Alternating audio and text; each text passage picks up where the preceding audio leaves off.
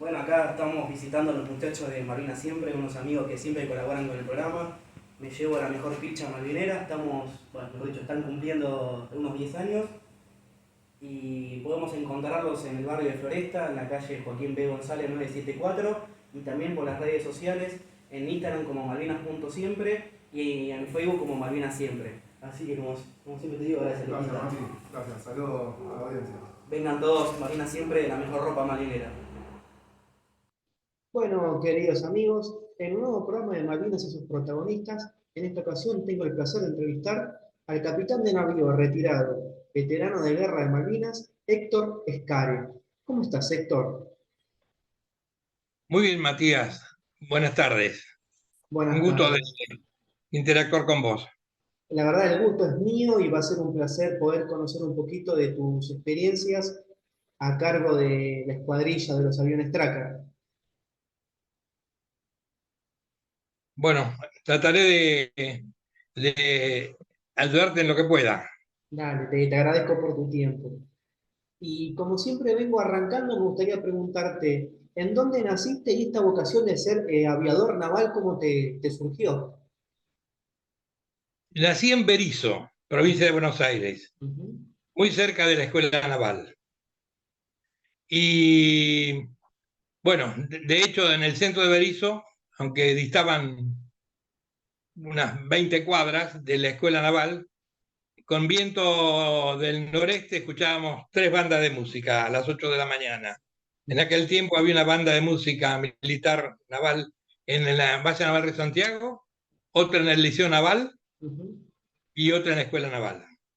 Y lo cierto es que me resultaba algo motivante esa música. Claro. Y también la actividad portuaria y no tuve ninguna duda que tenía que entrar en la Armada. Y lo más próximo que tenía a esa edad, 12 años, era el Liceo Naval. Así que me inscribí y entré en el Liceo Naval. Soy de la promoción número 10 del Liceo Naval.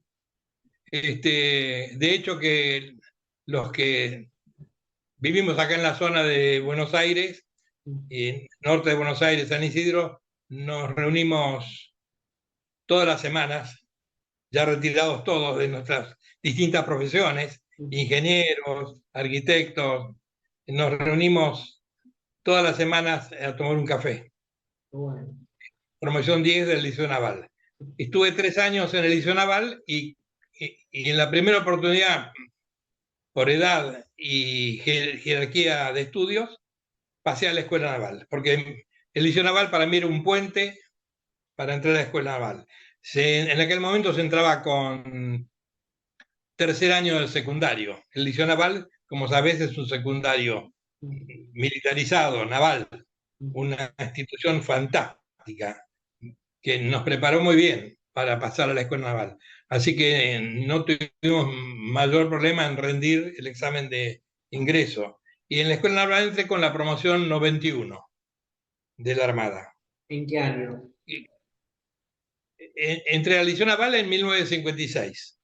Un poco atrasado porque fue el año de la epidemia de poliomielitis Ujú. y contra la ansiedad nuestra de empezar cuanto antes, nos llegaban cartas postergando por semanas el ingreso porque la actividad escolar estaba este, cancelada por el contagio de la polio. Claro. Así que recién el Liceo Naval empezó a funcionar el 1 de mayo de 1956. Y en la Escuela Naval yo ingresé en un 8 de enero de 1960. 56, 57, 58, el Liceo Naval. Y la escuela No, naval son 5 años, ¿no? en el Liceo Naval hice 3, pasé a la Escuela Naval y son 5 años en Río Santiago y un año del viaje de instrucción. Ah, en la Fragata Libertad. Total. Y una vez que te egresaste como guardia marina, ¿qué decidiste? Bueno, yo ya estando en la Escuela Naval tenía una fuerte vocación por la aviación de la Marina. juntaba fotos, me imaginaba volando, y además los aviones de Punta Indio cada tanto Ujú. alentaban esa vocación sobrevolando la plaza de armas de la escuela naval cuando nosotros estábamos haciendo práctica de desfile, práctica de infantería. Era un horario fijo, semanal, Sí. creo que los días martes a la tarde. Ahí pasaban de vez en cuando, en aquel momento, los F-4U Corsarios, un avión extraordinario, hermoso, zumbando, y se nos iba la vista atrás de los aviones esos, a los que queríamos ser aviadores de la Marina. Claro. Y eso, obviamente, aumentaba el ansia de completar, pero en aquellas promociones, primero tenías que ir a la flota de mar y después entrar en la escuela de aviación. Tenías que hacer por lo menos un año de flota. Ah, bien. Y dieron de pase, ni bien terminé el viaje de instrucción en la fragata Libertad, que fue un año, Ujú. me dieron el grado de guardia marina. Es una ceremonia que preside el presidente de la Nación normalmente, y me fui de pase a la flota de mar, destino crucero General Belgrano. Qué primer destino, ¿no? Bueno, eh, como te decía, el primer año de Guardia Marina, flota de mar, crucero General Belgrano. Bien. Y estando en el crucero Belgrano, por el mes de octubre, vino un mensaje naval, estábamos en el mar, diciendo que los postulantes de la promoción 91 y 90 de la Escuela Naval podíamos anotarnos para entrar a aviación naval y debemos completar el examen médico reglamentario antes de cierta fecha. O sea que ni bien llegamos a Puerto Grano, lo primero que hice fue, Ah, primero en el mar me anoté y cumplí con las normas, y reservé un turno en el Hospital Naval para hacerme el examen al día siguiente de haber llegado a puerto. Examen físico excluyente si uno tiene dificultades de ujú. vista o algún otro inconveniente. Sí. Bueno, resulté apto, y esto estamos hablando del mes de octubre, y los pases generales de ese año me vino el pase a la Escuela de Aviación Naval, que en ese momento funcionaba en Punta Indio. Y una vez que pudiste ingresar en la Escuela de Aviación Naval, ¿el curso cuánto duraba? El curso en aquella época duraba, los cursos normales debían durar un año, 12 Ujú. meses, 13 meses a lo sumo. Sí. En el caso nuestro, estuvimos afectados, creo que favorablemente, porque la Marina pasaba del avión NAAT-6, Ujú. un avión clásico de escuela, biplaza, muy bueno, con tren convencional, o sea, con dos ruedas principales y una rueda en la cola, pasaba al T-28 Foxtrot, que había incorporado la Marina. Había incorporado 60 de esos aviones. Ujú. Y el grueso iba a la Escuela de Aviación Naval. De manera que se usó ese año para hacer la transición, la redacción de todos los manuales de vuelo y de instrucción y los manuales para los alumnos Sí. para el avión el T-28. Entonces la promoción que tenía que hacer el curso ese año fue destinada a hacer el curso en Estados Unidos. Tuvimos, nos, tempranamente nos dijeron, no, ustedes no van a hacer el curso en Punta Indio, porque este año vamos a usarlo para redactar las publicaciones y formar los instructores en un nuevo avión. Ustedes van a hacer el curso en Pensacola. Así que a principios de mayo nos dieron traslado a Pensacola, Estados Unidos. Hicimos el curso regular de Estados Unidos, promoción 20 de 1962, creo que fue. y con esa promoción cursamos los 18 meses que demoran en hacerse el curso primario, básico, portaaviones básico, con el T-28 Charlie, avanzado con el Tracker S-2A y calificación en portaaviones con el Tracker S-2A. Terminamos en octubre del año siguiente. Algo bastante diferente a lo que se estipulaba acá. Sí, era un poquito más completo. Ajá. Y en otro idioma y con un poco más de, digamos, no diría de estudios, porque acá se estudia mucho, Ujú. ¿no? Más variedad de elementos Claro, de instrucción y más diversa la instrucción. claro. Ya eran dos aviones distintos, el primario se hacía en el T-3.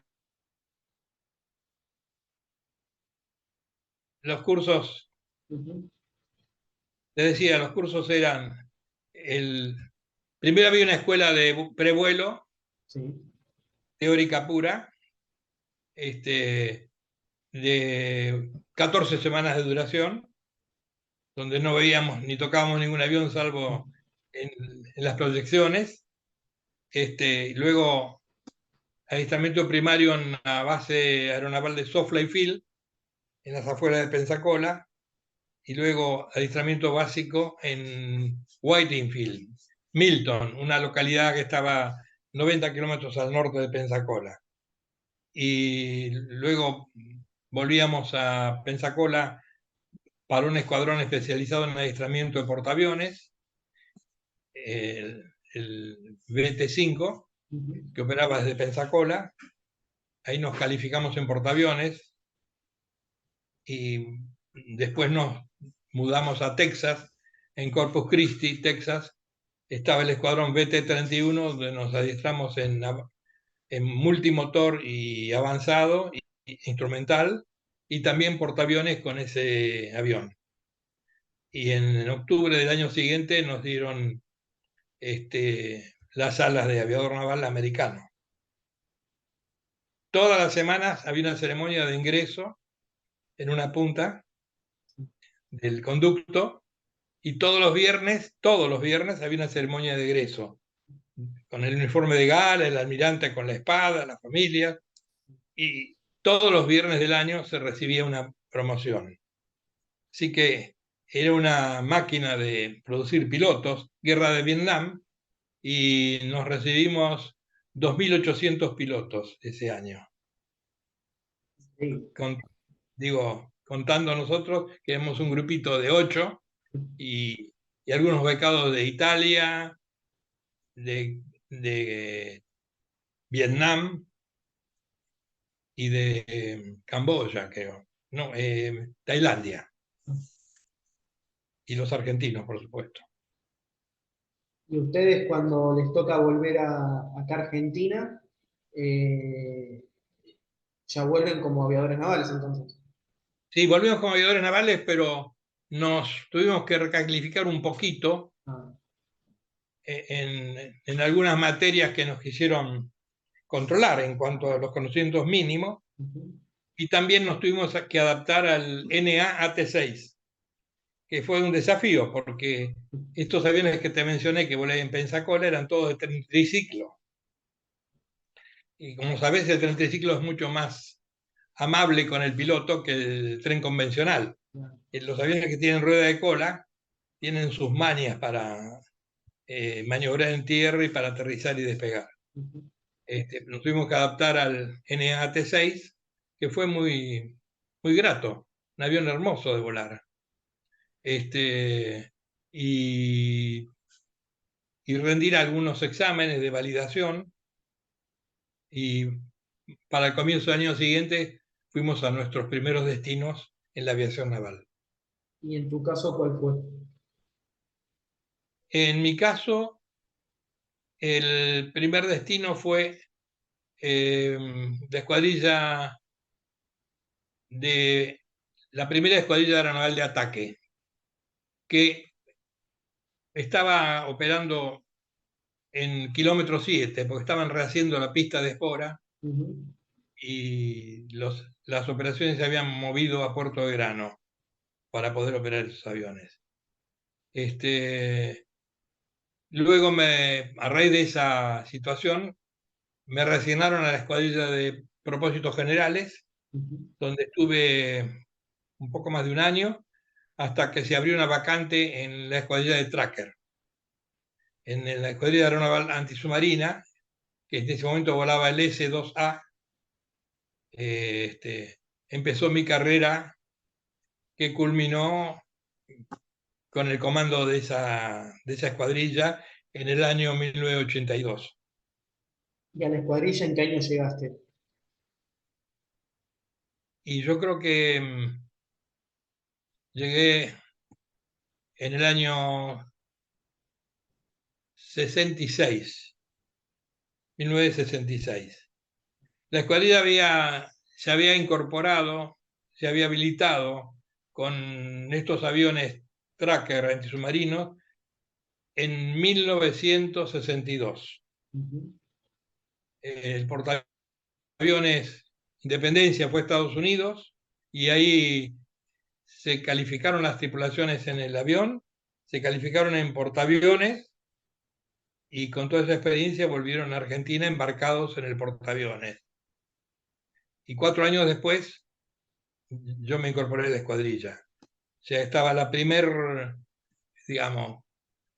grupo de pilotos incorporados ya con experiencia, porque había desde un capitán de corbeta, comandante de escuadrilla, hasta algunos tenientes de corbeta que ya habían hecho calificación en portaaviones. Y después veníamos los nuevos. Claro.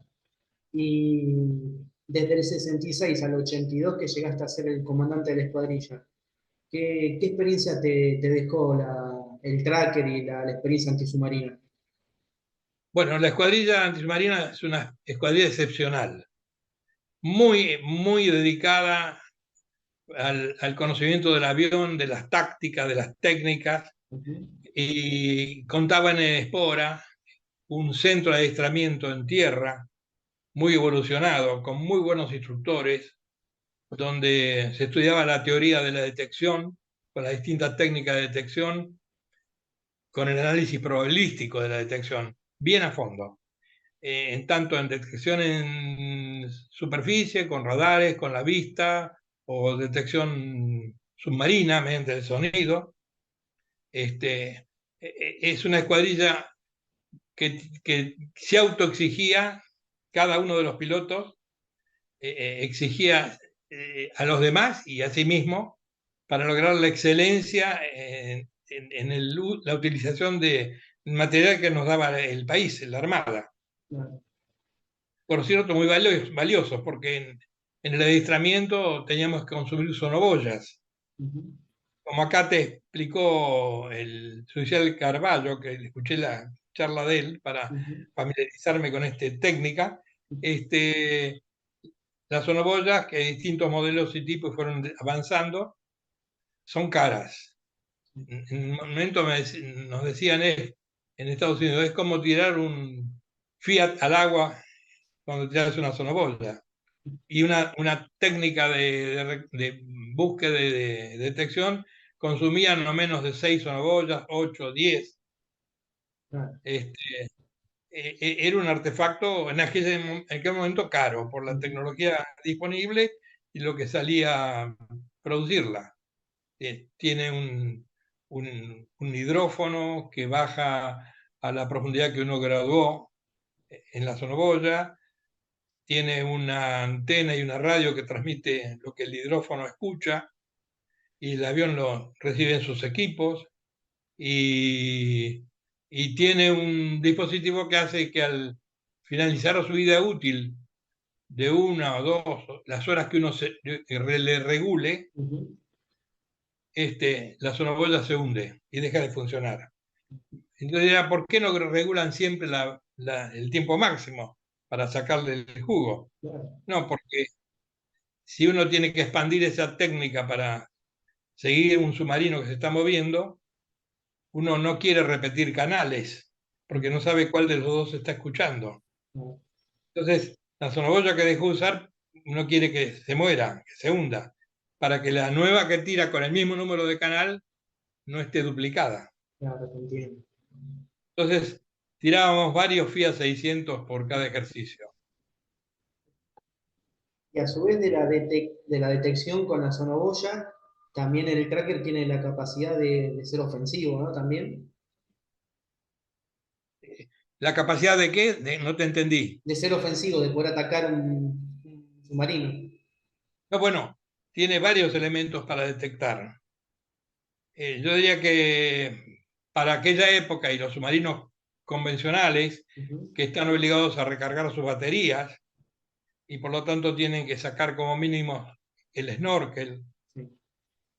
y sacarlo una vez por día y por varias horas, el radar del tracker eso le da al tracker una oportunidad para detectarlo con el radar. Claro. Si el submarino detectaba un radar en sus proximidades, se iba a inmersión y por lo tanto se pasaban a otras técnicas. El sembrado sonoboyas para seguirlo con el sonido. Claro. Y si teníamos suerte, se pasaba a la táctica de MAT, del detector de anomalías magnéticas, que es una antena que se extiende en la cola del tracker unos 6 metros para atrás y detecta alteraciones al campo magnético terrestre. Uno alinea esa cabeza detectora con el campo magnético terrestre y cuando encuentra una perturbación, que puede ser un casco hundido, Ujú. puede ser un yacimiento ferroso en el fondo del mar, o puede ser un submarino. Claro. Entonces, hay técnicas para ir reduciendo el área de presencia del submarino,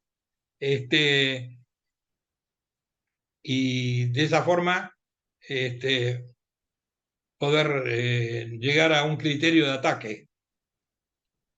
Se va reduciendo el área de incertidumbre Ujú. y se va reforzando la calificación de presencia, de confianza en ese blanco, de confianza de que es realmente un submarino, a tal punto que uno queda liberado a lanzar armas buscadoras, un torpedo buscador. Es un proceso bastante sistemático y muy legislado, que, para que uno no actúe arbitrariamente. Tiene que cumplirse una serie de pautas concatenadas para que uno tenga la libertad de hacer un ataque con armas. Y todo este trabajo, la tripulación del tracker, de cuántas personas contaba. 4 tripulantes, Cuatro. piloto o comandante de misión, Ujú. copiloto, navegante a cargo de las comunicaciones y la coordinación interna del trabajo de los 4, Sí. un operador número 3,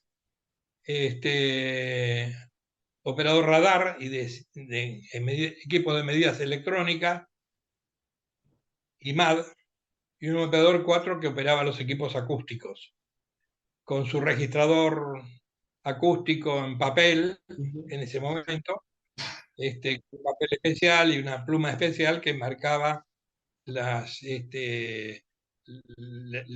distintas frecuencias que estaban entrando por medio de la sonoboya y los receptores del avión. Bien.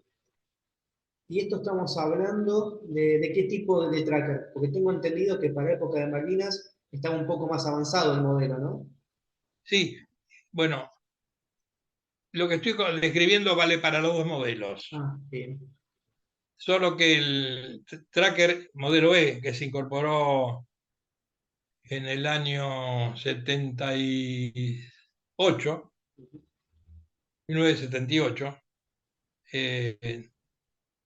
para desplazar a los Tracker A. Se siguieron usando, pero para otras funciones. Ujú. Con el Tracker E ya se había incorporado la técnica Jezebel, una técnica muy secreta para nosotros cuando usábamos el Tracker A. Oíamos la palabra Jezebel, pero no sabía exactamente en qué consistía. Y básicamente consiste en el registro de las frecuencias bajas que recibe el avión también por intermedio de las sonoboyas, para detectar ciertos ruidos sistemáticos que puede producir el submarino.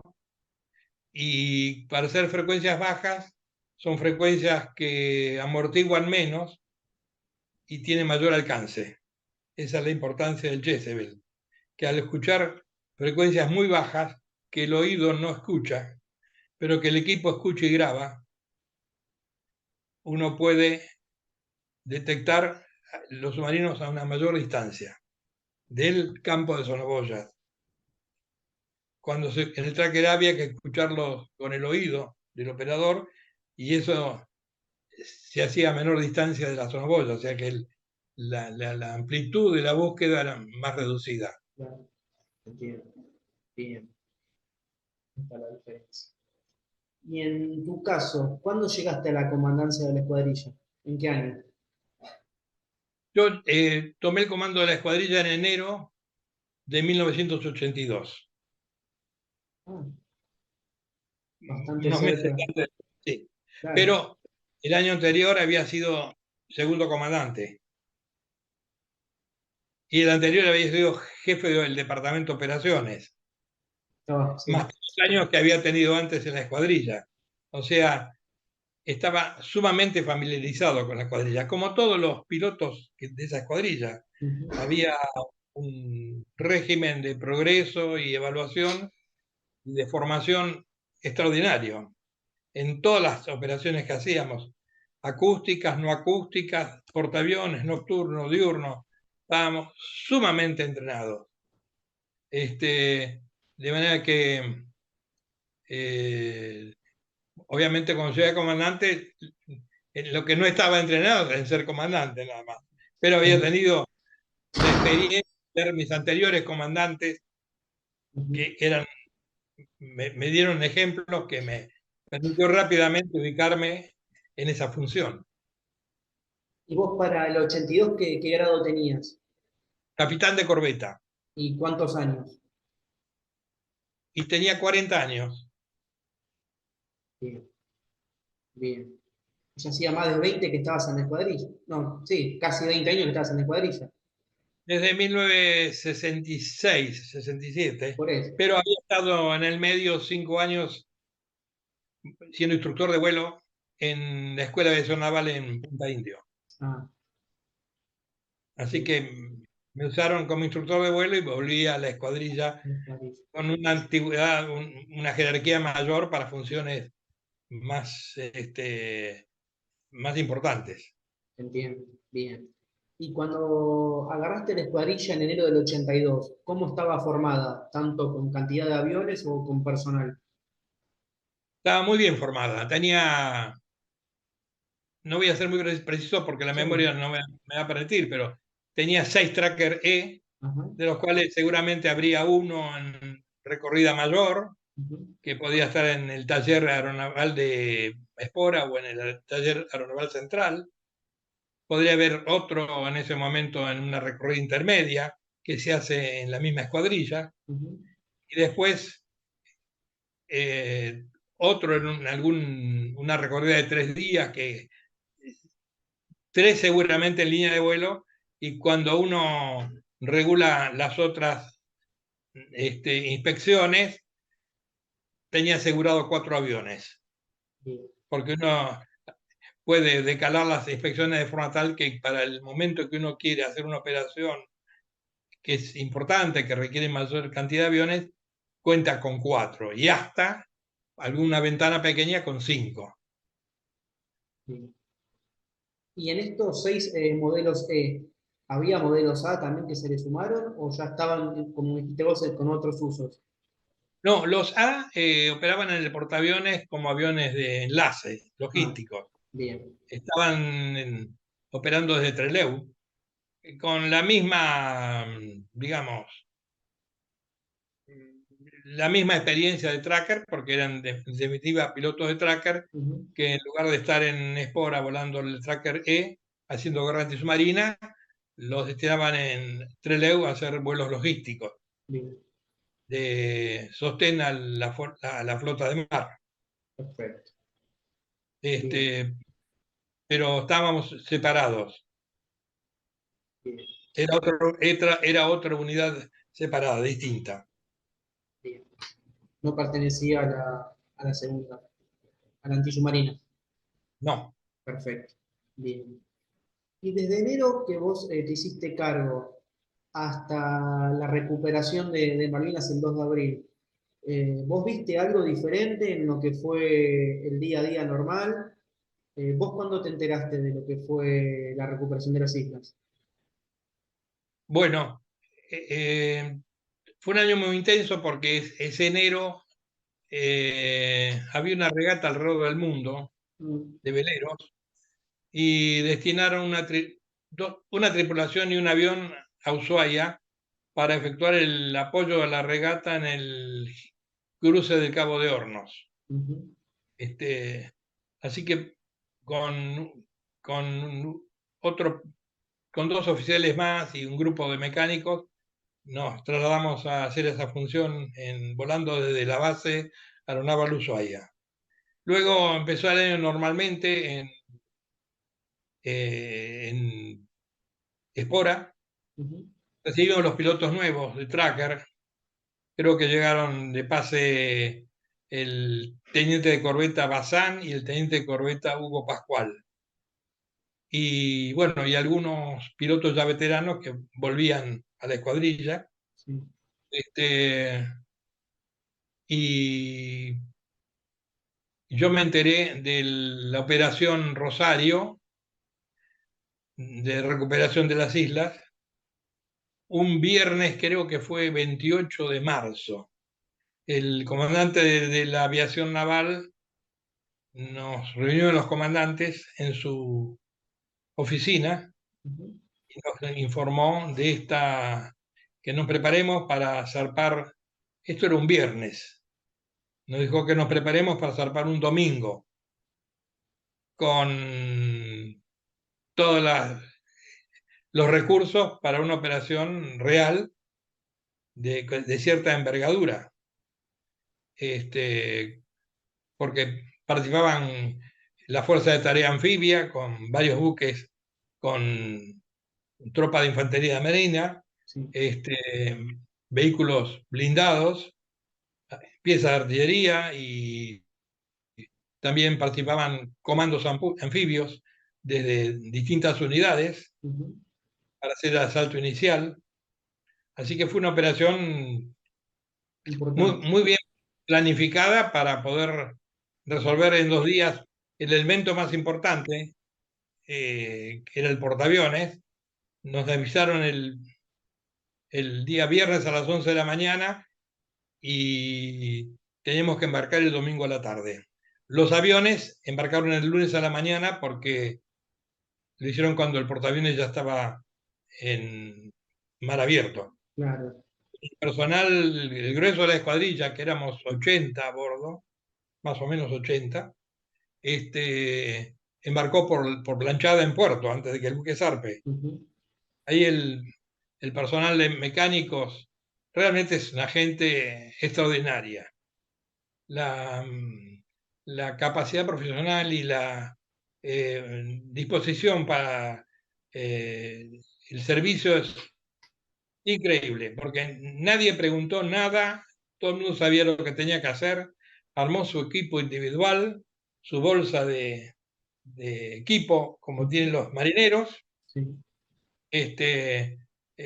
Había previsto ya los ómnibus de la base aeronaval que los llevaba hasta puerto y el domingo a las 4 de la tarde estaban todos a bordo, ocupando los lugares que el buque tiene reservado para el alojamiento del grupo aeronaval embarcado, que no son los mismos que la de la tripulación del buque. Están cerca, sí, son, yo diría, en todo caso, más austeros, porque la tripulación del buque vive todo el año ahí arriba. claro, En cambio, del grupo aeronaval embarcado, los mecánicos, los pilotos, viven durante las operaciones y después bajan a tierra. claro. Entonces, las comodidades del grupo aeronaval embarcado no son tan buenas, no son malas, pero no son tan buenas como la de la tripulación del buque.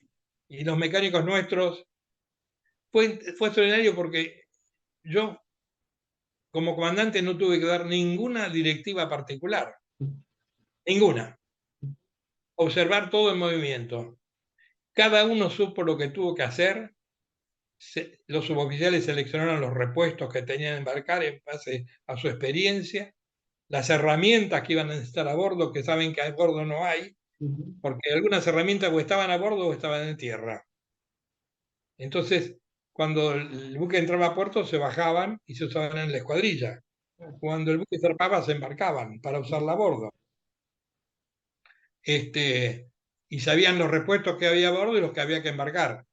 Y sabían cómo coordinar el camión que llevaba los repuestos. El buque, por su lado, se carga el combustible para los aviones. El puerto no tiene ese combustible. Pero operaciones le tiene que decir cuántos litros de aeronafta para los trackers necesita. Así como otras escuadrillas le piden JP1 para los helicópteros, los aviones A4. Todo eso se hizo sin consulta, sin comentario, en forma totalmente fluida. Yo me maravillé, pese a tener muchos años de marina y verlo desde el asiento del comandante, y yo al mismo tiempo tuve que dejar organizada a mi familia y mis hijos, porque me dio por un tiempo que no sabía exactamente cuánto era. Pero eso, digamos, no estuvo interferido por mi responsabilidad de comandante, porque nadie me consultaba nada. Todo el mundo sabía lo que tenía que hacer. Silencio total, yo diría entusiasmo, y, todos que tenían que subir por la planchada, cuando se levantó la planchada ya estaban a bordo. Todo el equipo individual estaba a bordo, todos los repuestos estaban a bordo. Bien, Héctor, y la misión concreta de ustedes para el operativo Rosario, ¿cuál era en sí? Bueno, era una misión importante porque la Fuerza de Tareas Anfibia Argentina, que era bastante voluminosa, incluía el buque de desembarco San Antonio, un buque grande con muchos blindados, el portaaviones, destructores. Trataba de llegar a las Malvinas, desde Puerto Belgrano a Malvinas, sin ser detectada por ninguna unidad mercante o pesquera, porque eso podía dar lugar a una infidencia, aunque sea involuntaria. Un comentario de algún tripulante de que había visto a la flota de mar desplegada, en fin. Entonces, la unidad mía tenía que mirar el mar hacia adelante, ver qué unidades había y marcar la posición y rumbo y velocidad de las mismas para que el SIC de la nave capitana, en este caso el portaaviones, determine la mejor derrota, el mejor recorrido en cuanto a la discreción, para no ser visto por otros buques que puedan delatar la presencia nuestra. Así que, y en esa zona, como se sabe mucho más ahora, por lo que se ha filmado, es una zona que en la milla 200 tiene mucha actividad pesquera y muchos buques extranjeros.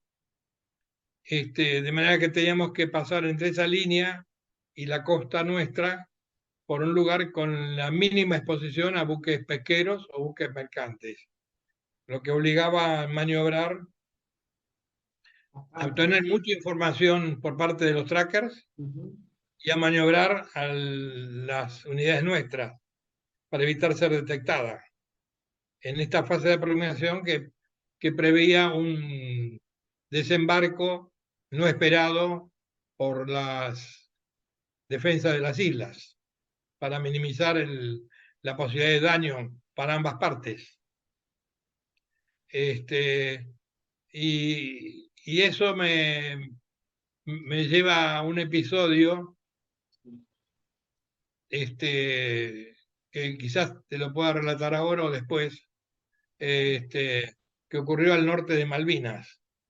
Nosotros, antes de cada vuelo, la tripulación recibe un briefing muy completo que incluye situación de operaciones y situación meteorológica y otros datos que tienen que ver e influyen en la misión de ese vuelo en particular, que son 4 o 6 horas.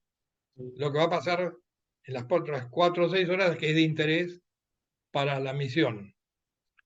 Hay una sala en el portaaviones que se llama sala de prevuelo, muy cómoda, donde los pilotos ya preparados para volar toman asiento y escuchan una serie de presentaciones que le hacen los oficiales de operaciones del buque y que van a condicionar su misión. De ahí salen a tripular los aviones cuando llega la orden desde el puente. Y bueno, yo tenía un vuelo sobre finalizar el día, creo que fue el día 1.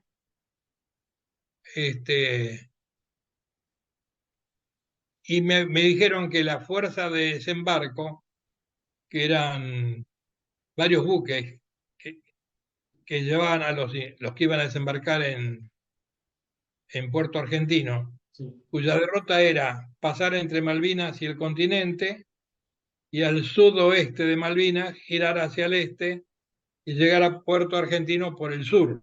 O sea, rodear la isla por el sur. En cambio, nosotros íbamos en ángulo por el lado norte, pero había una coordinación de arribo de ambas fuerzas.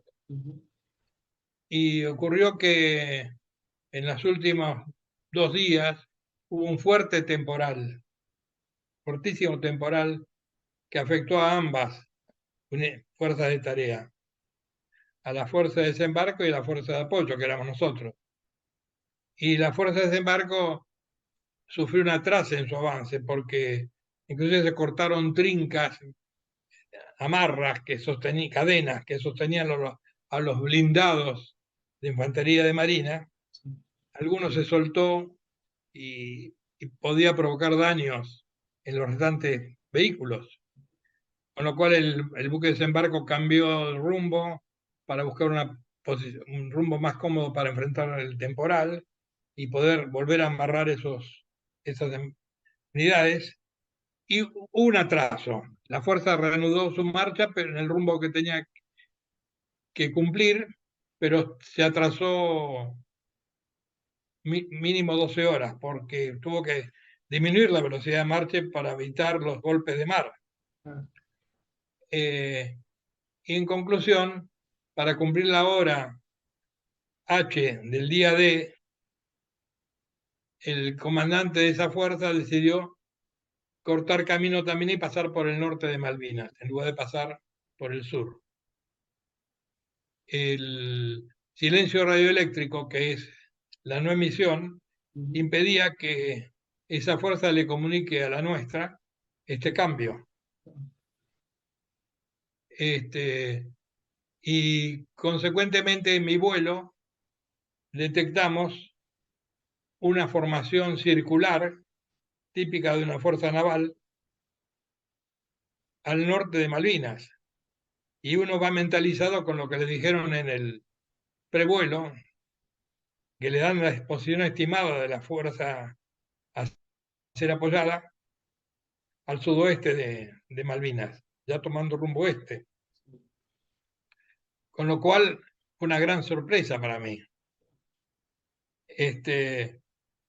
Y por un lado teníamos órdenes de no entrar dentro del alcance de las armas de las posibles fuerzas británicas, pero por otro lado tenía la necesidad de identificar qué era.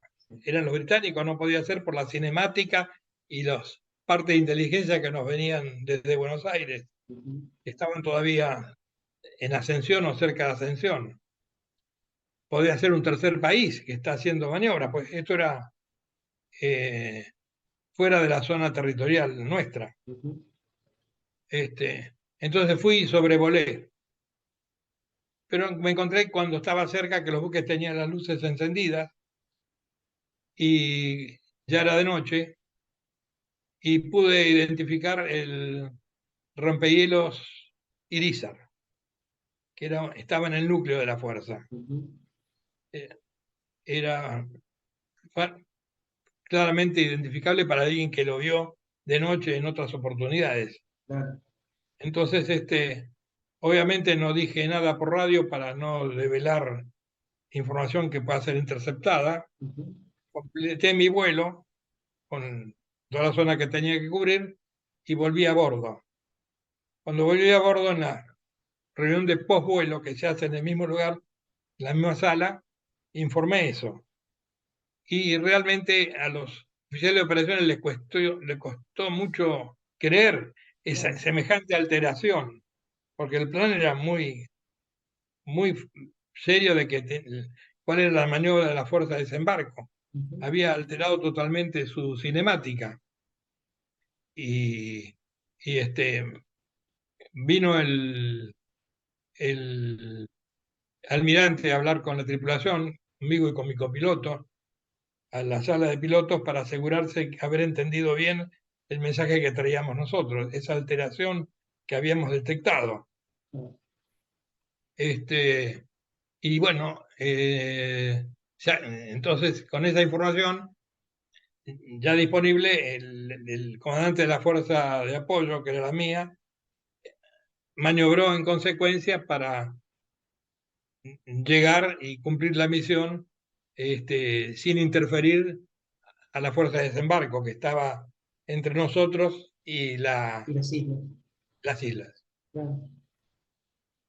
Son cosas que ocurren en las guerras, planes que se tratan de cumplir pero no se pueden cumplir, y la capacidad de poder adaptarse de inmediato a las nuevas circunstancias.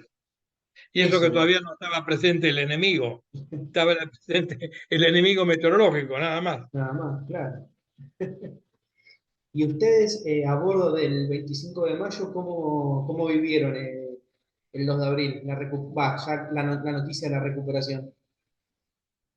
Bueno, trabajando mucho, como siempre, trabajando mucho, con satisfacción, pero sabíamos que esto recién empezaba y que teníamos que conservar las aeronaves, conservarnos nosotros. En particular, el día 2 de abril, un destructor de los nuestros, tipo 42, se constituyó en unidad de control de la zona de Puerto Argentino, control aéreo. El Hércules, creo, con sus radares muy buenos, se convirtió en lo que viene a ser Ezeiza acá en Buenos Aires para los aviones que vienen Ujú. a cualquiera de los aeropuertos de Buenos Aires. Sí. Bueno, para ir a Puerto Argentino o volar en la zona, uno tenía que comunicarse en una frecuencia con un indicativo, y ese que respondía realmente el destructor Hércules, que controlaba la zona con su radar, controlaba el tráfico que entraba de Fuerza Aérea o de Marina. Había necesidad de llevar cargas desde el primer momento, e inclusive el primer día creo que fueron autoridades. Y una vez que el comandante de la Fuerza de Desembarco aseguró el territorio, Ujú. las autoridades se hicieron presentes, aterrizaron normalmente en la pista de Puerto Argentino, y eso lo hicieron en un avión de transporte de la Marina, Fokker. Ese Fokker también fue controlado por Hola. el Hércules, hasta que no se estableció la estación de control de área argentina en el aeropuerto, y con el radar de Fuerza Aérea que después instaló, un excelente radar ATPN 43, en los primeros días la autoridad de control aéreo en la zona era el destructor Hércules. Una típica actividad naval de transición hacia un objetivo, ¿no? Claro. Y ahí, ya que mencionaste los primeros días de abril, tengo entendido que dos trackers desembarcaron en lo que fue Puerto Argentino, ¿no? Sí, después de concluida la operación de desembarco, la operación Rosario, yo estaba en vuelo cuando se tomó la decisión. Ah, Estaba haciendo una patrulla sí. de protección a la fuerza que estaba operando en Puerto Argentino. Ujú, Y bueno, noté que había una masa de aire de baja, que producía muy baja visibilidad, pero que tenía cubría desde una latitud hacia el norte. De ahí para el sur estaba totalmente despejado. ujú. Y le informé al buque, el buque informó que tenían visibilidad reducida y que posiblemente yo tenía que ir a la alternativa. Y yo le informé que si ponía rumbo sur por 40 minutos, me podía recuperar en condiciones visuales, pues estaba visual. Bueno, pero el buque tenía su cinemática que cumplir y siguió con el rumbo norte. Y a mí me destacaron en un aeropuerto de alternativa, no pude volver a bordo. Me ordenaron, al terminar mi misión, aterrizar en Puerto Deseado para reabastecerme y esperar la nueva hora de recuperación. Este, Hay un mensaje que es el que da posición y hora de recuperación, que es los aviones tienen que cumplir para volver a bordo o para ir a bordo. Eso lo cumplí estando en Puerto Deseado. Me demoré unas 24 horas en volver a bordo. Otra vez Cuando ahí. volví ya la gente se había decidido mandar un grupo a tierra con 2 aviones y, y quiénes eran los integrantes del grupo, un destacamento, digamos, del tracker bajó a tierra para operar por un tiempo indeterminado desde tierra. Así que ellos también bajaron con su equipo individual para condicionar, para vivir en un lugar desconocido, quizás sin comodidades, repuestos y herramientas para atender esos 2 aviones. Un desprendimiento de lo que habíamos embarcado en Puerto Belgrano. Y lo hicieron con mucha eficiencia.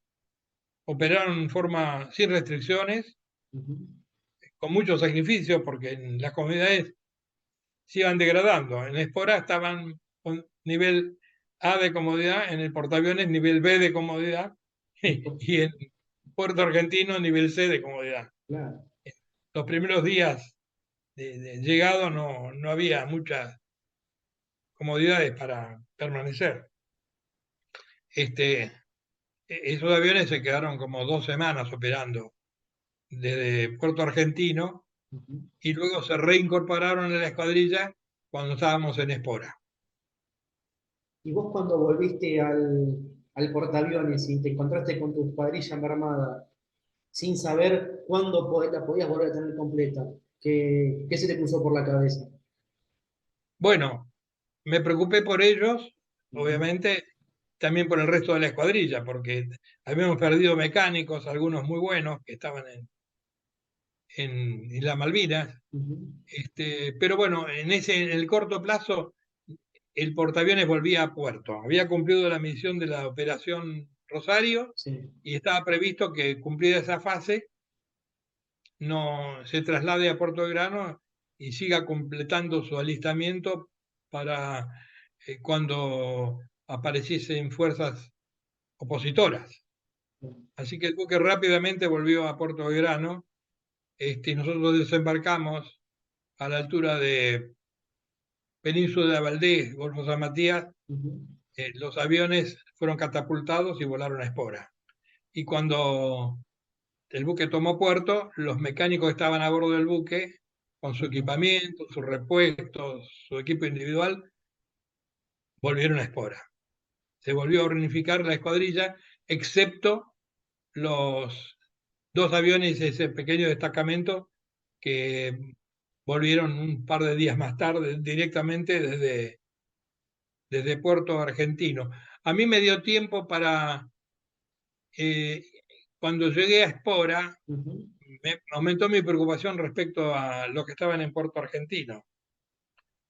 Entonces, con autorización de mi comandante, aprovechando un vuelo de Hércules que iba de Espora a Puerto Argentino, llevando abastecimientos, me embarqué en el Hércules y me fui Encontrarse a con ellos.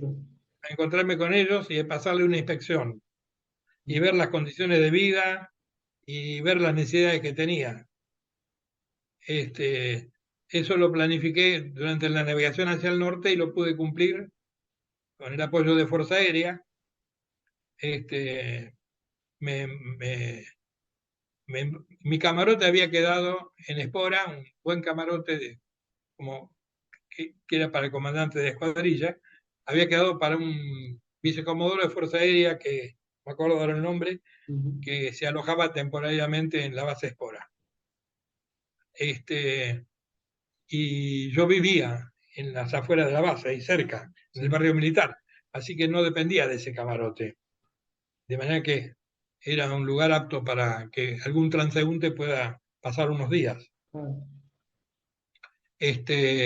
Volé a Puerto Argentino y estuve menos de 24 horas y volé de vuelta con el Hércules a Espora. Y simultáneamente despegaron los trackers y volvieron a Espora y reunificamos la escuadrilla al 100%. Y esto que estamos hablando ya casi mediados de abril, más o menos. Sí, creo que eso fue más o menos 17, 18 de abril. Ellos estuvieron 2 semanas en Puerto Argentino, más o menos. Hicieron algunos vuelos de vigilancia marítima, de exploración, y de reconocimiento de las facilidades También volaron en los aviones locales para reconocimiento de la zona, los aeropuertos auxiliares. Aprovecharon el tiempo para hacer un relevamiento a fondo de la isla, volando en unos aviones civiles que tenía el, el gobierno de las islas. Así que el ojo de los pilotos les permitió hacer un buen relevamiento de las comodidades que había para un posible uso aeronáutico. Bien. Y cuando ustedes vuelven a Espora, se puede decir que como que entran en otra etapa de operaciones. Claro, ¿En qué claro, ya consistió? fue, fue el alistamiento para un enfrentamiento naval Bien. con un grupo de tarea británico que se veía claramente en los diarios, porque los británicos armaron el grupo en forma precipitada. Ellos habían dispuesto a disolver la infantería de marina, decisión de tiempo de paz, y tenían una división que había terminado de practicar un desembarco en Noruega. Entonces reagruparon la infantería marina que les quedaba, esa y otra, y la trasladaron por modo aéreo y con su equipamiento a Ascensión. Ahí ganaban unos cuantos días, porque los buques tardaban bastante en llegar a Ascensión. Así que el último puerto logístico para los británicos, antes de arribar a la zona de las islas, fue Ascensión, la isla de Ascensión. Una isla británica, que dicen los británicos que es de ellos, en préstamo a los Estados Unidos, porque Estados Unidos, por razones estratégicas, quería tener control de Ascensión en esos años. Pero bueno, rápidamente los británicos dijeron, necesitamos operar de Ascensión para preparar las últimas victuallas a embarcar en la flota, las cuales podían traer por modo aéreo en pocas horas desde el Reino Unido, en tanto que los buques tardaban una semana en llegar a Ascensión. Esa fue la ventaja de esa isla para ellos. Sí, aparte están acá prácticamente a mitad de camino. Sí, está a un tercio, ¿no? Ahora tienen otra isla más, Santa Elena, que en aquellos años no la tenían habilitada como Como era base. propiedad del gobierno británico, pero no tenía pista. Claro. Ahora tiene una buena pista y tiene tráfico comercial desde Namibia. Vuelan con Embraer 190. Mirá. Tráfico comercial y tráfico turístico. Pero en el caso que la necesiten para otra cosa, la pueden tener. Claro, es un punto de apoyo más Claro, e importante. claro. Y tengo una pregunta, ya que mencionaste hace un ratito, ya que ya esta etapa era para atacar la flota. ¿Ustedes tenían conocimiento de las capacidades de los submarinos nucleares que traía la flota de ellos?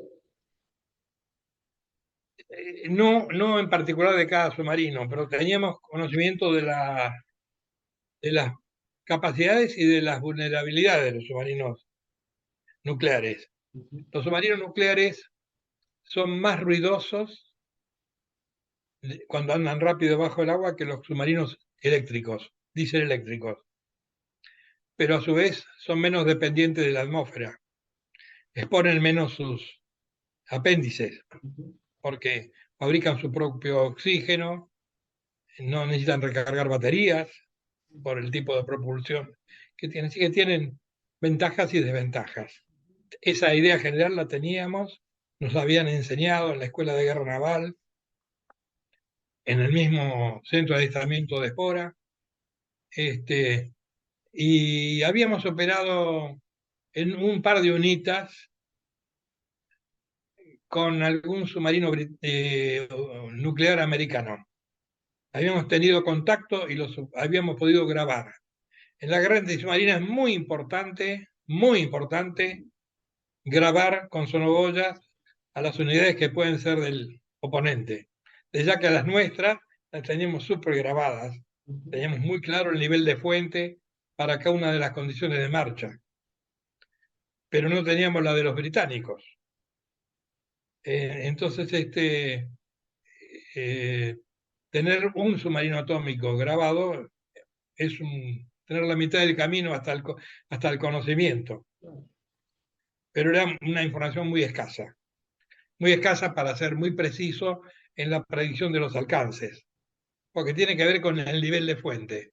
Y el nivel de fuente de un submarino atómico americano seguramente es bastante menor que uno británico y muchísimo menor que uno ruso. Los submarinos rusos son muy ruidosos, los británicos menos y los americanos muy silenciosos. Pero bueno, nos daba una referencia. Porque para la flota nuestra, las amenazas más concretas eran los submarinos nucleares. Claro, bueno, el, y sobre todo el despliegue de submarinos nucleares que hicieron los británicos Ujú. es el despliegue de submarinos para una operación táctica de ataque a una fuerza naval más grande que se registró en la historia. Una fuerza naval que, aunque podía estar dividida en dos o en tres, tenía 5 submarinos atómicos y 2 submarinos convencionales para ser neutralizada. Si uno mira en los libros de historia, Ujú.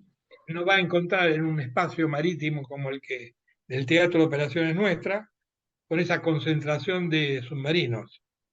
Así que podían darse el lujo de poner el Conqueror a seguir a la fuerza de ataque del Belgrano Sí. y el Splendid a seguir al portaaviones, y ir relevándolos y otros. Estaban digamos, hacían un buen uso de la ofensiva submarina y confiaban mucho en poder neutralizar a la flota nuestra, porque una neutralización de ese tipo le iba a dar un respiro de años hasta que el poder naval nuestro se pueda recomponer.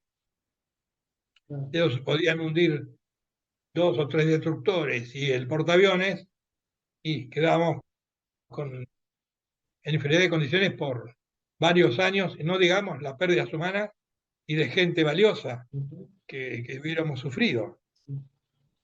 Así que ellos le pusieron mucho énfasis al uso de los submarinos como arma ofensiva contra las fuerzas de superficie. Bien. Y una vez Y tú, esa, sí, la misión nuestra era justamente, digamos, contrarrestar, claro. reducir esa agresividad, limitarla, no neutralizarla, no Ujú, impedirla, pero por lo menos que se muevan a menor velocidad para hacer menos ruido, porque estábamos haciendo nosotros nuestras escuchas con sonoboyas, ujú, nos obligamos a ser más discretos, a no exponer tanto los periscopios o las antenas de comunicaciones. Ellos recibían mucha información vía satélite desde su alto mando en el Reino Unido, ujú, con información de los satélites que daba posición de la flota nuestra. Pero para eso tenían que exponer el mástil. Y si exponían el mástil nos daban una posibilidad a nosotros de detectarlos. Ellos lo ujú, sabían. Así que, digamos, nosotros tratábamos de, digamos, reducir la capacidad de los submarinos esos y, y no puedo contar en detalle porque realmente no lo conozco en detalle, pero lo leí así al pasar. ujú, Hubo un submarino muy próximo a atacar el portaaviones y no pudo, y el comandante, ellos escriben lo que van pensando y lo que van haciendo y qué decisiones toman y por qué la toman. Los comandantes llevan un libro de guerra. Cuando cambian o toman una decisión, escriben por qué los llevó a tomar esa decisión. sí, Algo muy importante, como profesor de la escuela de guerra después aprendí, ujú, que eso es muy valioso, que ellos toman una decisión, el comandante toma la decisión y escribe, o al finalizar el día o en el momento, tomé tal decisión por tal razón. Y decidió suspender la corrida de ataque por la presencia de aviones tracker. Ellos nos tenían identificados por la frecuencia de nuestros radares, ujú, y abrirse, tomar distancia. Y perdieron la única oportunidad que le habíamos dado, creo yo, mirándolo con posterioridad, a que pudiesen atacar el portaaviones. Luego, ese submarino u otro tuvo un problema de rotura de un turbocompresor, muy importante en los submarinos atómicos, mm, un cojinete, y se fue al centro del Atlántico a recibir el repuesto. Es una operación interesante para cambiarla, pero eso le mandó 3 días de navegación hacia el este, ujú, un día para recuperar el repuesto que le tiraban con un paracaídas desde un avión. El primer repuesto lo perdieron, no lo recuperaron, el segundo lo recuperaron, instalarlo, y cuando volvieron a hacer las operaciones ya había concluido la ventana que tenían para poder atacar a nuestra flota. Este, por otro lado, esta muestra la importancia del apoyo logístico, que cuando el comandante detectó esa falla, ujú, una falla, yo diría, si se quiere, inadmisible para un submarino atómico, pero bueno, ocurrió. Y él pidió el repuesto, se lo pusieron en un avión de transporte y coordinaron un punto de encuentro y se lo tiraron en paracaídas en el medio del Atlántico. increíble, Y pudieron reparar ese turbocompresor y seguir en operaciones. increíble. ¿Y ustedes con los trackers llegaron a tener contacto con la flota? Sí, eh, tuvimos un contacto inicial, Ujú, eh, que la primera vez que pudimos verificar con nuestros medios que había una fuerza naval cercana a Malvinas. El primer contacto lo hizo un avión tracker. Este, y luego tuvimos contactos ya con unidades aisladas ah, que se desplegaban más cerca de Malvinas, al norte y al sur, para cumplir tareas más específicas, destructores, ujú, fragatas, ujú, este, y, y lo teníamos en nuestros radares y en algunos casos demasiado cerca, pero era parte de la misión que nos tocaba, o como parte de un ataque de aviones navales o de aviones de nuestra Fuerza Aérea. Este, el tracker daba los últimos datos para volar desde una posición determinada, conocida generalmente, un cabo, una isla, una dirección y un tiempo de vuelo que tenían que seguir los aviones de ataque en forma rasante para al cabo de tantos minutos ascender y ver la flota o las unidades británicas adelante de ellos y poder atacarlas. Ese tipo de tarea nos obligaba a estar un poco expuestos, altos, con el contacto radar firme a la hora que sabíamos que venían los aviones de ataque nuestros, para tener los datos frescos de último minuto para las tripulaciones de los aviones de ataque. Y ustedes, al estar expuestos, ¿en algún momento tuvieron alguna amenaza de algún ataque de Sea Harrier? Sí, cuando me tocó hacer el vuelo de apoyo del ataque al destructor Coventry, Ujú. un ataque que llevó a cabo la Fuerza Aérea, Sí, con dos 25 de secciones de marzo. 3 aviones. Sí. Entonces, haciendo esa tarea, tenía muy claro en mi radar los destructores al norte de las islas, Ujú. a 20 millas, no muy lejos. Pero tenía la ventaja de que estaba funcionando el radar de Puerto Argentino, radar de Fuerza Aérea, muy bien operado, que me podía avisar si había alguna amenaza de Harrier sobre mi avión. Ujú. Y en comunicación con mi comandante a través de la radio de Espora. Y me acuerdo muy bien que después que cumplí mi misión, estaba haciendo la observación post-ataque de los buques, cuando me comunicaron que me fuese de ese lugar de inmediato, porque había una patrulla de Harrier que se dirigían hacia mi posición. Y eso Espora lo supo por una comunicación permanente que tenía con el radar de Puerto Argentino, este radar ATPN 43 de Fuerza Aérea, Ujú.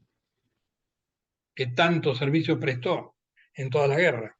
Ah, El radar le dijo, me tenía a mí, veía los tracks, los Sea sí. Harrier, le avisó a Espora, usted tiene un avión ahí y van los Sea Harrier. Y Espora me dijo a mí que, que abandone ese lugar y busque protección por los Harrier que avanzaban hacia donde yo estaba. De manera que descendí e inclusive era tan buena la comunicación en toda la guerra, todo anduvo increíblemente bien. Ujú. Nada falló en ningún momento. Ni los aviones, ni los radares, ni las comunicaciones. Sí. Fue todo de manual.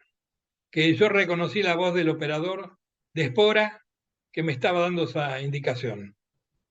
Mirá. Este, Era un vecino mío y me reservo el nombre, Ujú. pero él me dio instrucciones muy precisas, con lo cual yo descendí para que él tomara distancia con el buque a, y perder contacto radar con el buque. Porque si los Sea Harrier no eran guiados por un buque, era difícil que me adquieran en su radar. Tenían un radar muy bueno, Blue Fox, Ujú. pero el buque lo tenía que poner en corrida. Entonces a 10 millas de nuestros aviones nos podían adquirir. Ujú. Pero si no había un avión, un radar de buque que los guíe Claro. hasta la posición y que nos vea a nosotros y a ellos, al Sea Harrier y al Blanco, les costaba al Sea Harrier en forma autónoma Adquirir, adquirir en el radar de él a los aviones, en este caso al tracker. claro. Y como yo rompí el contacto, no fue exitosa la interceptación. Eso fue gracias al radar de Puerto Argentino, a la comunicación rápida y efectiva de Puerto Argentino con la radio de Espora y a la inmediata reacción del controlador Con de ustedes. Espora conmigo. Claro. Todo en el término de un minuto, quizás, para darme tiempo a que yo tome la maniobra evasiva. Claro, cuando los segundos ahí valen oro. Claro que sí. Y realmente anduvo todo muy, muy bien. Para la tecnología disponible en ese momento, la teníamos muy bien preparada. No era la última tecnología, no eran los últimos aviones, pero lo que teníamos andaba muy bien. Hablando de la excelencia del material que operamos durante la guerra, no quiero dejar de lado la eficiencia y el trabajo y el profesionalismo de los mecánicos que hacían mantenimiento a esos aviones, que requerían una cantidad de horas de mantenimiento por cada hora de vuelo bastante elevada porque es un avión muy complejo, muy complejo. Creo que alguna vez escuché que si uno mide la cantidad de filamentos, de cables, de cableado del tracker, da la vuelta al mundo. Todos los cables que tienen para que funcionen, son todas posibilidades de que falle, se corte un cable. Hay que detectar la falla. Y los operadores nuestros que hacían el trabajo de mantenimiento electrónico y después subían y volaban, además volaban el doble que los pilotos, porque eran numéricamente la mitad. De manera que ellos tenían que repetir vuelos más seguidos para seguir el ritmo de los pilotos. Fue un esfuerzo que se le exigió importante, que ni lo notamos porque a la hora del prevuelo estaban los que tenían que estar con su equipo de supervivencia listos a cumplir su tarea. Y también tengo que decir que el personal civil de los talleres y arsenales de Marina, que hacen el mantenimiento de los elementos que se cambian, se reemplazan, son ya tercer y cuarto escalón, motores, equipos, que inclusive 2 o 3 de ellos, nosotros decidimos cambiar el color de los aviones porque veíamos que la detección visual era un factor importante y que con el color original de los trackers, que era el tradicional color marfil claro, éramos muy visibles en el sur. Entonces decidimos pintarlos de un color gris opaco, que fue un gran acierto para dificultar su avistaje.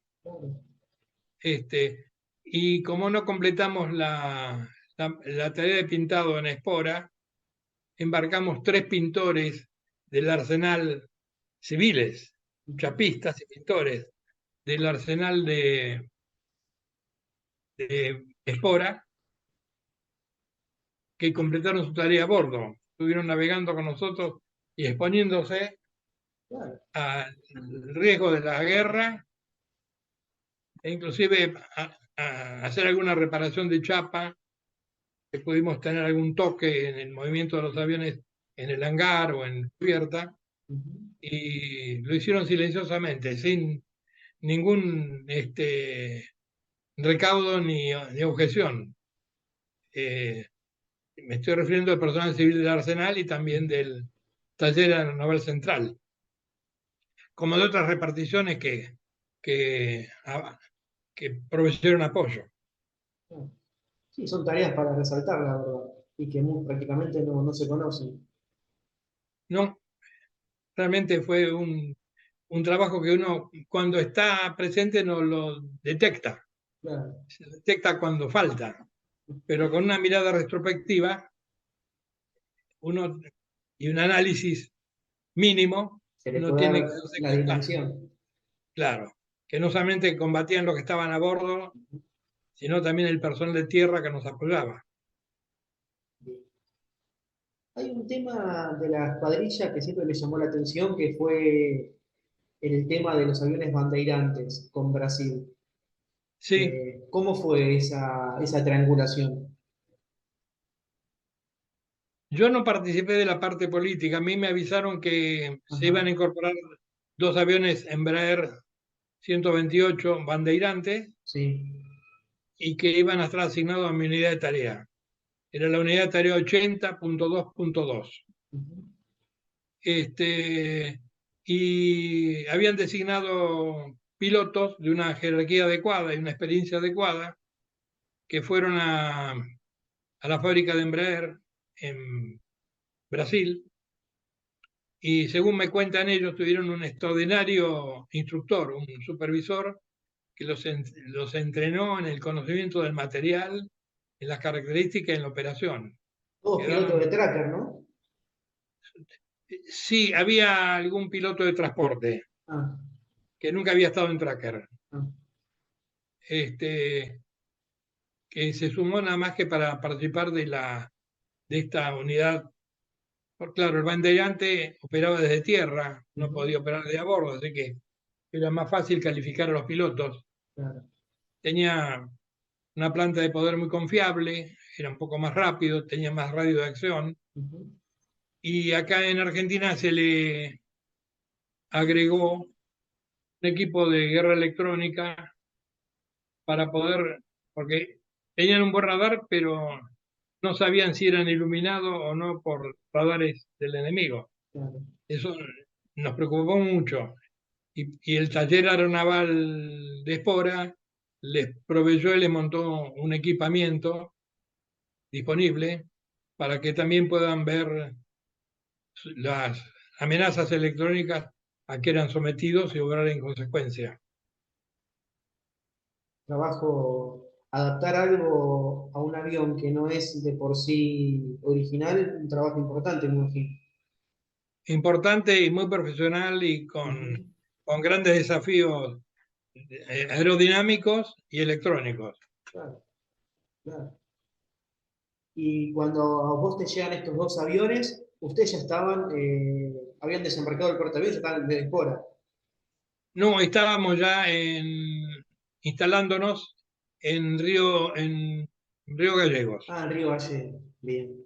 Río Gallegos había sido una base aeronaval, una Ajá, estación aeronaval, que cuando la aviación naval se decidió por razones de racionalización desafectarla, la pasó a ocupar el Batallón 4 de Infantería de Marina que estaba en Río Gallegos. ujú, Encontró que tenía comodidades para su habitación, su adiestramiento, un aeródromo con pista, le agregó algunas comodidades para la tropa porque tenía una cantidad de soldados mucho más numerosa ujú, y de forma tal que cuando durante la guerra decidimos instalarnos ahí, contábamos con una pista y con un equipamiento de aeródromo de campaña que tenía en stock la aviación naval. Rehabilitamos la pista, la iluminamos. Vialidad Provincial rápidamente nos arregló algunos bacheos que tenía la pista, porque hacía años que no se usaba. ujú. Y nos ayudó a pintar algunas marcas y la iluminación la puso este, un grupo de suboficiales del Grupo Aeronaval Insular y de la Escuadrilla, que es un aeródromo muy eficiente y exclusivo para tracker. Y después se vinieron los helicópteros que participaron de la operación, también teníamos un hangar muy bueno, muy grande, Ujú. y entonces en el hangar estaban los trackers y, y los helicópteros marinos y de la aviación naval. Lo que permitía al personal de mecánicos trabajar en mejores condiciones con respecto a la meteorología, con menos viento, dentro del hangar es una gran ventaja Claro, para el mecánico con respecto a trabajar en la Patagonia al aire libre. claro, Fue entiendo. una buena opción instalarnos en Río, amén del trato afable y el apoyo del personal de Infantería Marina estable de esa Ujú. unidad. Bien. ¿Y vos recordás en sí, en todo lo que duró la guerra, cuántos vuelos tuviste que hacer? Debo haber hecho en total unos 20 vuelos. Yo volaba como un piloto más. Yo di la orden que a mí me programen como un piloto más. La gente de operaciones que ni me pregunte, Ah, que me pongan los horarios que ellos crean que tenga que volar, este, y, y volaba con uno de los recién llegados a la escuadrilla que logramos en ese tiempo capacitarlos como copiloto. ujú, Ellos prestaron mucha voluntad, estuvieron muy motivados, los habilitamos como copiloto operativo ujú, para operaciones reales. sí, No habíamos podido darle adiestramiento de vuelo, que es lo primero que se le da cuando llega a la escuadrilla, que es lo que quieren hacer. Pero la oportunidad del año hizo que tengamos que desplegarnos sin poder adiestrarlos en comandante Espora. Pero ya en el sur los adiestramos como copilotos operativos y volaron este, con los comandantes más experimentados, porque claro, obviamente era gente sin experiencia en el avión. ujú, Entonces tratábamos de compensar con un comandante con experiencia. Pero me parecía injusto que participen de la guerra y no hayan podido volar misiones reales. claro, operativas, claro. Y lo hicieron muy bien. Se adaptaron rápidamente al avión y a las misiones. Tuvieron un desempeño muy, muy bueno. Y aportaron toda la juventud, que Ujú, es un valor agregado. claro. Aparte, por lo que nos mencionás, eran misiones aproximadamente de 5 o 6 horas. Me imagino Sí, que en esas 6 horas la cohesión de la tripulación tiene que ser importante. seguro, sí. Eh, fueron misiones 6 horas, pero que pasaban tan rápido que ni Sí, te dabas cuenta que pasaron 6 horas. Lo único que veías es el consumo del combustible. claro. Te preocupaba que sea compatible con el tramo de regreso, porque de regreso a Río Gallegos teníamos viento de frente Ujú, y 40 nudos de viento en la Patagonia son muy comunes. ujú, Y 40 nudos de viento de proa en el tracker es un tercio de la velocidad. Un avión que vuela a 140 nudos con el radón abajo pasa a volar 100 nudos. ujú. Y cuando uno hace el cálculo de estima al aeródromo de regreso o al aeródromo de alternativa, los tiempos se alargan mucho. Así que si uno no computaba bien la meteorología y el viento, o si esta no cumplía lo pronosticado, estábamos en problemas. Este, la geografía nos dio una mano, porque si el viento aumentaba de la dirección 280, que era la dirección prevalente, podíamos, a mitad de camino de regreso, cambiamos rumbo a Río Grande Ujú, y esos 40 nudos se transformaban en 20 por descomposición vectorial. claro, Rumbo a Río Gallegos, 40 nudos de frente. Rumbo a Río Grande, 20 nudos de frente. Lo que nos daba una mejor reserva de autonomía al llegar al destino. Varios aviones tuvieron que hacer ese ajuste, aterrizar en Río Grande, completar tanques y volar ujú. esa Sí, horita que nos separaba de Río Gallegos.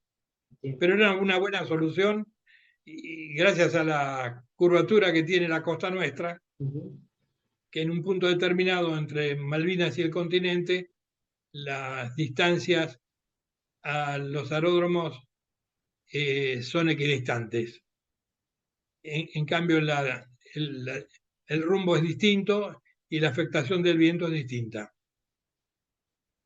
sí, entiendo. Y en estas 20 misiones aproximadamente que nos comentás, ¿Alguna que te haya quedado marcada o algunas?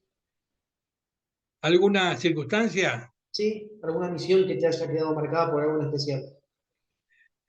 Bueno, hubo un avión nuestro, hubo varios vuelos, 2 o 3 que tuvieron que ir a Río Grande por Ujú, falta de autonomía.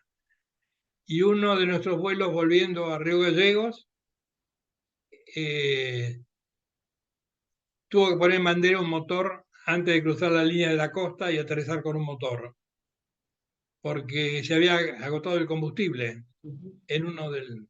Generalmente los motores no consumen exactamente lo mismo, ujú, tampoco se cargan con exactitud los tanques, uno los carga al máximo y por alguna razón uno consume más que otro y cuando uno juega al límite, ujú. bueno, en este caso el avión realmente fue una situación de alto riesgo Claro. porque estábamos en pleno invierno y la caída en el mar Patagónico en esas condiciones y con viento fuerte, que es el que ocasiona esta dificultad de volver, es un riesgo muy grande. Pero bueno, este avión puso un motor en bandera Ujú, y llegó con un motor. Lo habrá puesto en bandera quizás 10 millas antes de aterrizar, sí, pero fueron posiblemente 5 minutos de terror, ¿no? me Hasta que imagino. aterriza. Claro. Y ya que mencionás lo de caer en el agua, ¿ustedes volaban con buzo de vuelo o tenían otra protección? No, estábamos muy protegidos. Teníamos un traje antidisposición seco Ah, que nos envolvía y abajo un abrigo. ajá, Este, un traje, de hecho que muchos de los trajes eran británicos, sí, de origen británico, sobre todo los nuevos. Había algunos más usados norteamericanos, ujú, pero los nuevos eran de origen británico, que los estrenamos nosotros, los compró la Marina, como siempre ocurre, tenían todo lo que pedían lo tenía el arsenal, estaba ujú, bien abastecido. sí, Y bueno, y ese traje, tanto el americano como el británico, tenía un ajuste en los puños, ujú, un ajuste en el cuello con un cierre y un cierre relámpago vertical, que es hermético, sí, que sellaba, uno entraba en el traje y sellaba totalmente. O sea que como teníamos el abrigo, porque hacía mucho frío en el avión, teníamos ropa interior de abrigo, camisetas abrigadas, ujú, doble capa. Este, en el agua podía sobrevivir, pienso yo, podía sobrevivir unas cuantas horas, bastante más que los tripulantes de Belgrano, que sobrevivieron en condiciones muy penosas y ujú. algunos murieron en la supervivencia. Bueno, en ese sentido, comparado con ellos, los tripulantes de Tracker estábamos favorecidos por el equipamiento que teníamos. Bien, quedó claro. Y más llegando a lo que fue los mediados de junio, los primeros días de junio, ustedes en lo personal, dentro de la escuadrilla, ¿se veían venir el final? Sí, nosotros, por lo menos el comandante tomaba conocimiento de los partes de inteligencia nuestros, de Ujú, nuestra autoridad en el teatro, sí, y además escuchábamos radio, veíamos televisión, y veíamos que las cosas eh, iban con dificultades, ujú, pero los británicos hacían progresos diarios, con grandes dificultades y pérdidas de vida, más allá de lo que esperaban, sí, pérdida de buques, una, una cantidad monstruosa de buques importantes, ujú, eh, como el caso del Coventry, te nombré antes. sí, Ese buque fue muy doloroso para los británicos porque ellos bajaron todos los materiales de madera que tenían los buques, mesas, sillas, dejaron únicamente material metálico ujú, para prepararse para el caso de incendio, no ahorraron ningún esfuerzo, sí, pero dejaron el crucifijo de la Cámara de Oficiales, que era de la Catedral de Coventry, de madera. ujú, Ese buque fue hundido por un ataque de Fuerza Aérea al norte de la isla Borbón, del estrecho de San Carlos. Sí. Y se fue a pique con ese crucifijo. Yo me imagino, para el carácter británico, el simbolismo que tenía ese buque, esa unidad flamante, una unidad especialmente dedicada a la defensa aérea, gemelo de nuestro destructor Hércules y Santísima Trinidad, Claro, sí. para la interceptación de los ataques misilísticos de Europa sobre el Reino Unido, o del Oriente Lejano sobre el Reino Unido, con misiles SIDART, que se hundan en manos de un enemigo sudamericano, debió ser bastante choqueante, ¿no? Claro. Doloroso para el ego. Claro. Así que veíamos venir, y yo pensaba en mi gente y en el esfuerzo que había hecho, y en las familias que quedaron lejos y preocupadas por el futuro nuestro. Y dije, bueno, cuando esto termine, no sabía si terminaba oficialmente o se diluía. Yo voy a empezar la actividad que dejé de hacer en Espora cuando nos movilizaron para esta guerra. Y bueno, el fin fue bastante nítido para los que sabemos leer. La rendición en Puerto Argentino era muy terminante. Y bueno, me dieron orden de autorización para ir replegando las tripulaciones y los aviones. Pero me pareció más sano para la gente cambiar y empezar a trabajar duro en las misiones de tiempo de paz. Ahí mismo, en el lugar, en Río Gallegos. Y sobre todo adiestrar a los pilotos estos nuevos que no habían podido ser adiestrados en su momento en Espora, que volaron toda la campaña como copilotos. Así que creo que el mediodía fue la rendición de Puerto Argentino y a las 2 de la tarde despegaron los 2 primeros vuelos de adiestramiento de tiempo de paz que habíamos suspendido en Espora. Con lo cual mantuve ocupada a la gente, Claro. y preocupada, y no dándole tiempo a pensar demasiado, y avanzamos, que esa era mi misión como comandante, ¿no? La moral de la dotación. De la votación, claro. Claro. Y antes de lo que fue el 14 de junio, ¿cuándo fue la última misión de ustedes? ¿Cuántas misiones volamos? No, Más o menos. la última misión, ¿cuál fue? ¿Para Ah, qué fecha, más o menos? seguramente fue parecidas a las anteriores. El mismo 14 en la madrugada, seguramente, Ah, porque nuestra misión era asegurar que en el espacio marítimo entre el continente y las islas sí. no se metiese un buque como trampa de misiles, Bien. missile trap, lo llamaban Ujú, los británicos. ujú, Un buque que esté ahí en silencio y que cuando una unidad que está fuera de ese sector detecta el vuelo de algún avión nuestro de transporte o de lo que sea en la zona, lo alerta y él lo derriba con sus misiles, misiles. claro. Por lo cual se tiene que poner en una posición intermedia entre Puerto Argentino y los aeródromos del continente. Ujú, Entonces, asegurar que el espacio marítimo está expedito sin ningún buque británico en el medio, en una posición amenazante, era nuestra. Y además, si se ponía, era una oportunidad nuestra también para atacarlo. claro. Con lo cual nosotros buscábamos afanosamente en ese sector la presencia o la ausencia de buques británicos. Bien. Y Y ya eso lo que, hicimos sí, durante toda la campaña hasta el último día. hasta el último día. Y ya que lo mencionaste hace un ratito, eh, ¿Cómo fue la cantidad de misiones que tuvieron ustedes? ¿Pudieron completar todas? Sí, completamos todas, no tuvimos limitaciones logísticas, Bien.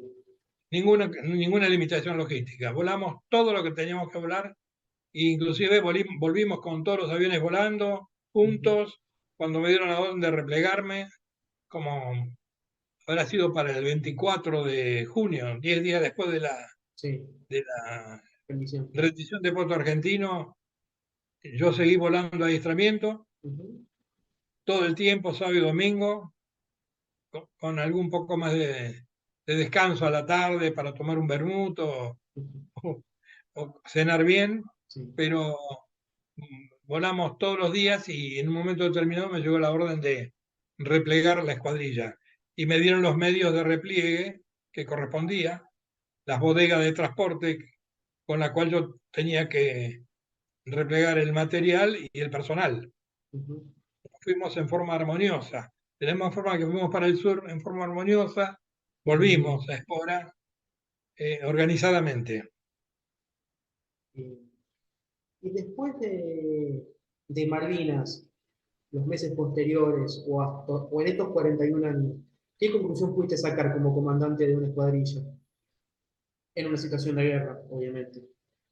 Sí, bueno, muchas. Hemos pensado mucho, Ujú, este,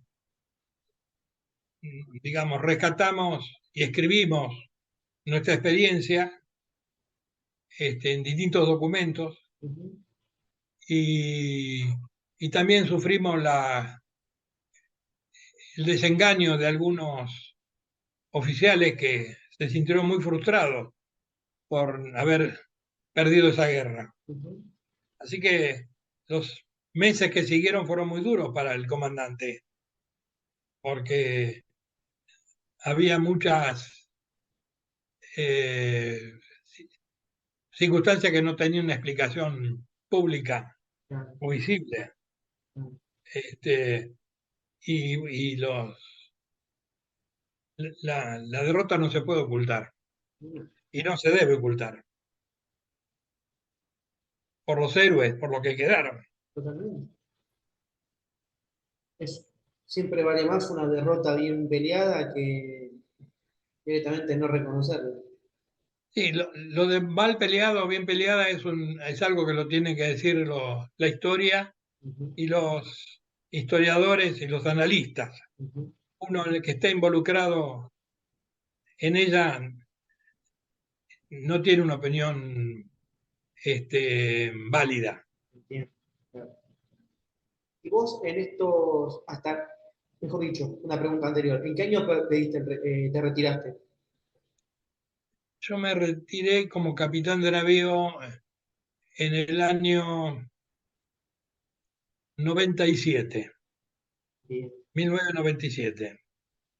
Y tu apreciación desde el 82 hasta que te retiraste en el 97, la Armada, ¿vos pensás que sacó provecho de las enseñanzas que dejó Malvinas?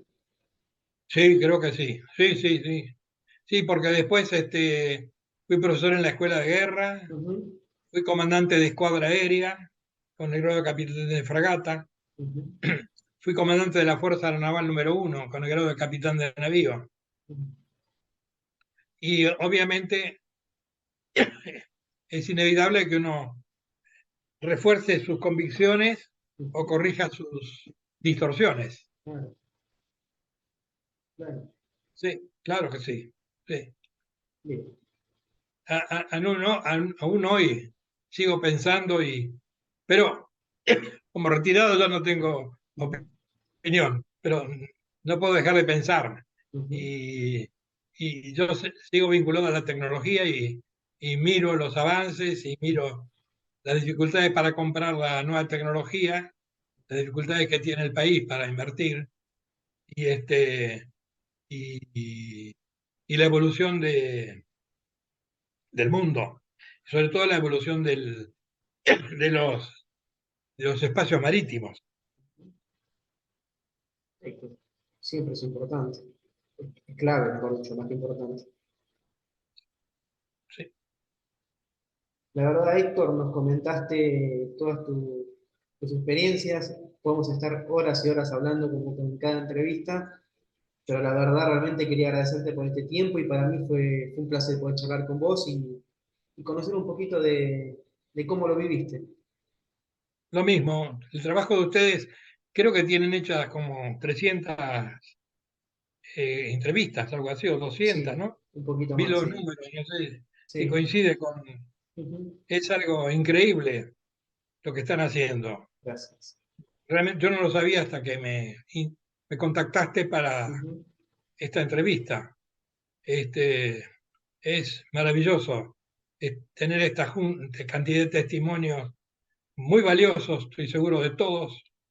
Yo vi nada más para orientarme Ujú. el de el almirante Bazán Sí. y el del suboficial mayor Carballo.